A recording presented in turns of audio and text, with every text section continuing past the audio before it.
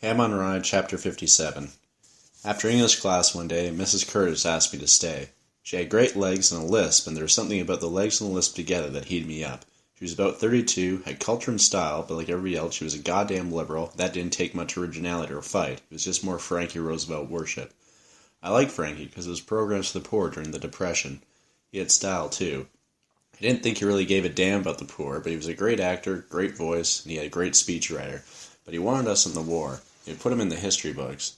War presidents got more power, and later, more pages. Mrs. Curtis was just a chip off old Frankie, only she had much better legs. Poor Frankie didn't have any legs, but he had a wonderful brain. In some other country, he would have made a powerful dictator. When the last student left, I walked up to Mrs. Curtis's desk. She smiled up at me. I'd watched her legs for many hours, and she knew it. She knew what I wanted, that she had nothing to teach me. She'd only said one thing which I remembered. It wasn't her own idea, obviously, but I liked it. You can't overestimate the stupidity of the general public. Mr. Chinaski, she looked up at me. We have certain students in this class who think they're very smart. Yeah? Mr. Felton is our smartest student. Okay. What is it that troubles you? What? There's something troubling you. Maybe. This is your last semester, isn't it? How'd you know? By giving those legs a goodbye look. I decided the campus was just a place to hide. There are some campus freaks who stayed on forever. The whole college scene was soft. They never told you what to expect out there in the real world. They just crammed you with theory and never told you how hard the pavements were. College education could destroy an individual for life. Books can make you soft. When you needed to put them down and really went out there, they needed to know what they never told you. I decided to quit after that semester, hang around Stinky and the gang, make me meet somebody who had guts enough to hold up a liquor store, or better yet, a bank. I knew you were going to quit, she said softly. Begin is a better word. There's going to be a war. Did you read Sailor Off the Bremen? That New Yorker stuff doesn't work for me. You've got to read things like that if you want to understand what is happening today. I don't think so. You just rebel against everything. How are you going to survive? I don't know. I'm already tired. Mrs. Kurz looked down at her desk for a long time. Then she looked up at me. You're going to get drawn into the war one way or the other. Are you going to go? That doesn't matter. I might not. You'd make a good sailor. I smiled, thought about being a sailor, then discarded that idea. If you stay another term, she said, you can have anything you want. She looked up at me and I knew exactly what she meant, and she knew I knew exactly what she meant. No, I said, I'm leaving. I walked toward the door. I stopped there, turned, gave her a little nod goodbye, a slight and quick goodbye. Outside I walked along under the campus trees. Everywhere it seemed there was a boy and a girl together. Mrs. Curtis was sitting alone at her desk as I walked alone. What a great triumph it would have been, kissing that lisp, working those fine legs open, as Hitler swallowed up Europe and peered toward London. After a while I walked over toward the gym. I was going to clean out my locker. No more exercising for me. People always talked about the good clean smell of fresh sweat. They had to make excuses for it. They never talked about the good clean smell of fresh shit. There was nothing really as glorious as a good beer shit. I mean, after drinking 20 or 25 beers the night before, the odor of a beer shit like that spread all around and stayed for a good hour and a half.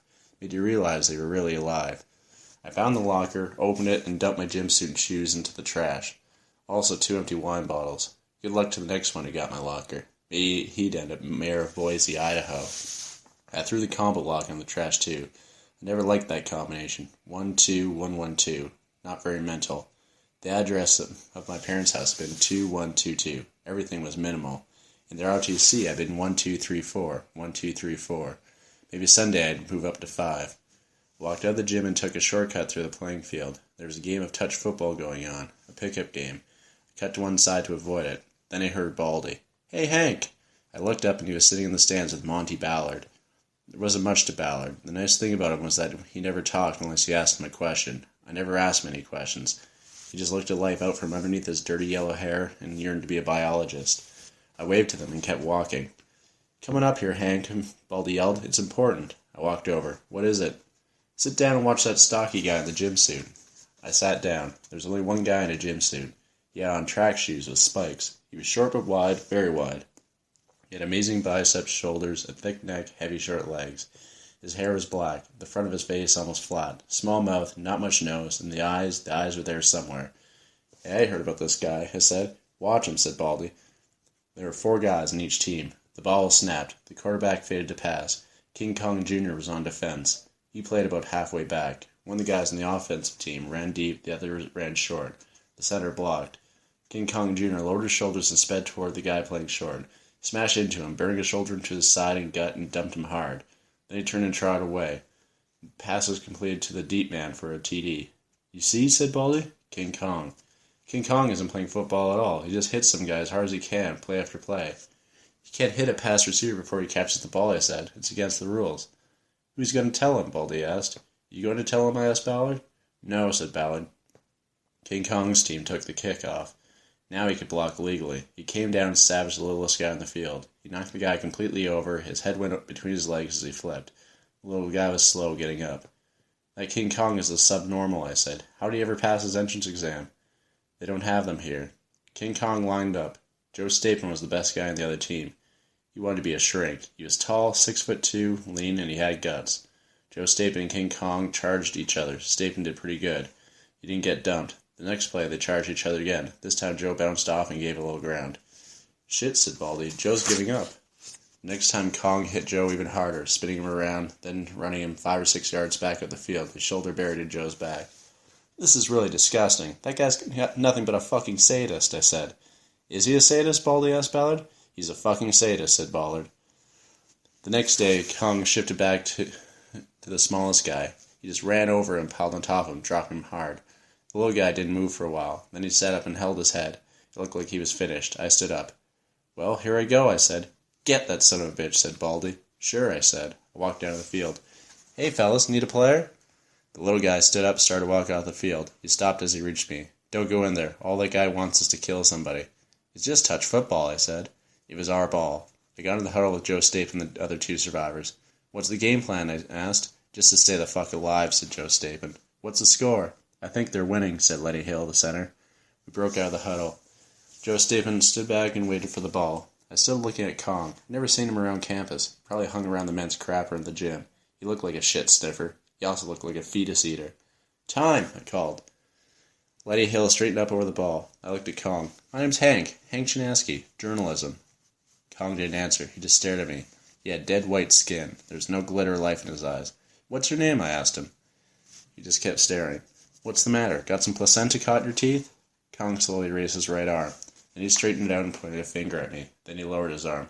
Well, suck my weenie, I said. What's that mean? Come on, let's play ball, one of Kong's mates said. Lenny bent over the ball and snapped it. Kong came at me. I couldn't seem to focus on him. I saw the grandstand and some trees and part of the chemistry building shake as he crashed into me. He knocked me over backwards and then circled around me, flapping his arms like wings. I got up, feeling dizzy. First Becker KOs me, then this sadistic ape. He smelled. He stank. A real evil son of a bitch. Stapen had thrown an incomplete pass. We huddled. I got an idea, I said. What's that? Asked Joe. I'll throw the ball. You block. Let's leave it the way it is, said Joe. We broke out of the huddle. Lenny bent over the ball, snapped it back to Stapen. Kong came at me. I lowered his shoulder and rushed at him. He had too much strength. I bounced off him, straightened up, and as I did, Kong came again, knifing his shoulder into my belly. I fell. I leaped up right away, but I didn't feel like getting up. I was having breathing problems. Stapen had thrown a short, complete pass. 3rd down. No huddle. When the ball snapped, Kong and I ran at each other. At the last moment, I left my feet and hurled myself at him. The weight of my body hit his neck and his head, knocking him off balance. As I fell, I kicked him as hard as I could and caught him right in the chin. We were both on the ground, and I got up first. As Kong rose, there was a red blotch on the side of his face and blood at the corner of his mouth. We trotted back to our positions. Stapen had thrown an incomplete pass. 4th down. Stapen dropped back to punt. Kong dropped back to protect his safety man. The safety man caught the punt, and they came pounding up the field, Kong leading the way for his runner. I ran at them.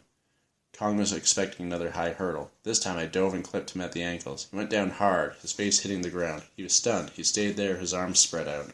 I ran up and kneeled down. I grabbed him by the back of his neck hard, squeezed his neck and ran my knee into his backbone and dug it in. Hey, Kong, buddy, are you all right?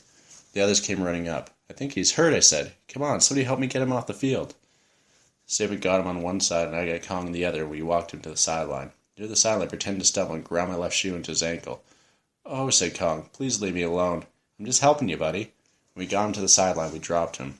Kong sat and rubbed the blood from his mouth. Then he reached down and felt his ankle. If his skin would soon begin to smell. Bent over. Hey, Kong, let's finish the game. We're behind 42-7 and need a chance to catch up. Nah, I gotta make my next class. I didn't know they taught dog catching here. It's English Lit 1. That figures. Well, look, I'll help you over to the gym and I'll put you under a hot shower. What do you say? No, you stay away from me. Kong got up. He was pretty busted. The great shoulders sagged. There was dirt and blood on his face. He limped a few steps. "Hey, Quinn," he said to one of his buddies, "give me a hand." Quinn took one of Kong's arms and walked slowly across the field toward the gym. "Hey, Kong," I yelled. "I hope you make your class. Tell Bill Sarah I said hello." The other fellows were standing around, including Baldy and Ballard, who had come down from the stands. Here I had done my best every goddamn act and not a pretty girl around for miles. "Anybody got a smoke?" I asked. "I got some Chesterfields," Baldy said. "You still smoking pussy cigarettes?" I asked. "I'll take one," said Joe Staven. "All right," I said, "since that's all there is." We stood around, smoking. "We still have enough guys to play a game," somebody said. "Fuck it," I said. "I hate sports." "Well," said Staben, "you sure took care of Kong." "Yeah," said Baldy. "I watched the whole thing. There's only one thing that confuses me." "What's that?" asked Staben. "I wonder which guy was the sadist."